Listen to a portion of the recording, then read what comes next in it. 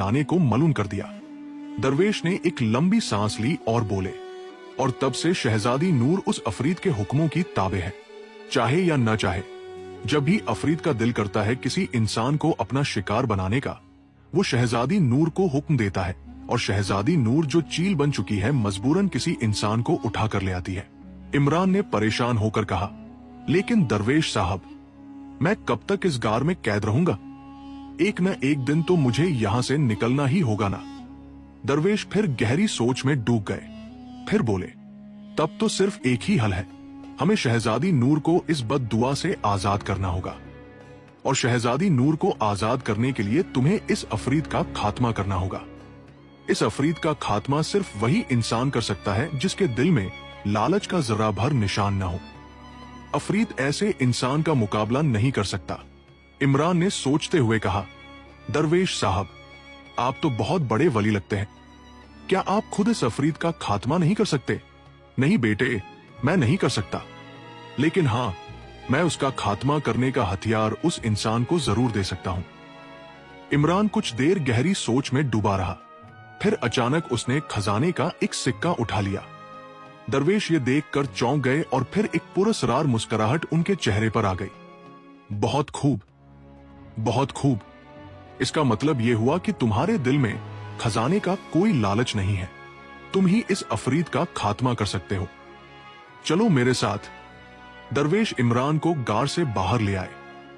दोनों कुछ दूर चले ही थे कि वही दियोहिकल चील उड़ती हुई आ गई और इमरान को घूरने लगी। दरवेश ने बुलंद आवाज से कहा, ठहरो, इस इंसान को दोबारा उस अफरीत के पास मत ले जाओ। ये इंसान तुम्हारी मदद करना चाहता है। चील चौंक गई और इंसानी आवाज में बोली, क्या बकवास कर रहे हो तुम?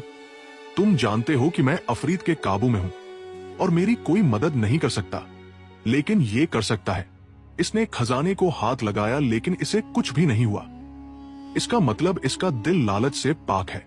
मैं इसे उस अफरीत को खत्म करने का हथियार दे सकता हूं। अब तुम खुद सोच लो, क्या तुम सारी जिंदगी अफरीत की गुलाम बनकर रहना चाहती हो या आजाद होकर दोबारा अपनी असली शक्ल में आना चाहती हो? चील कुछ देर गहरी नजरों से दोनों को देखती रही।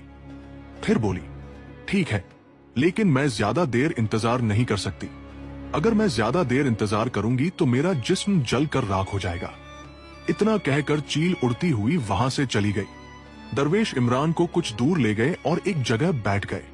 दरवेश ने आंखें बंद की और दुआ पढ़ने लगे। अगले ही लम्हे रंग बिरंगी किरणों से दरवेश के पास एक सोने की तलवार जाहिर हो गई जो सुनहरी रोशनी से चमक रही थी। ये लो, इस तलवार से तुम इस अफरीत का खात्मा कर सकते हो। इमरान ने तलवार थाम ली और बोला, ठीक है दरवेश साहब, अब बताइए वो अफरीत कहां मिलेगा? इस गार के पास चले जाओ और वादी में पहुंच जाओ। इमरान फौरन दरवेश के बता हुए रास्ते पर चल पड़ा। कुछ देर बाद उसे एक गार दिखाई दिया। वो गार के अंदर गया और दूसरे दरवाजे से बाहर निकल आया। अचानक काला धुआं फैला और वादी में एक होलनाक अफरीत जाहिर हो गया। अफरीत ने दहाड़ते हुए कहा, तेरे हाथ में ये कैसी तलवार है? ऐसी अजीब तलवार तो मैंने कभी नहीं देखी। इमरान ने ललकार कर जवाब दिया, यही तलवार तेरी मौत का सबब बनेगी। ए अफरीत, तेरा आखिरी वक्त आ गया है। अफरीत ने ठहाका लगाया। न जाने कितने लोगों ने मुझे मारने की कोशिश की,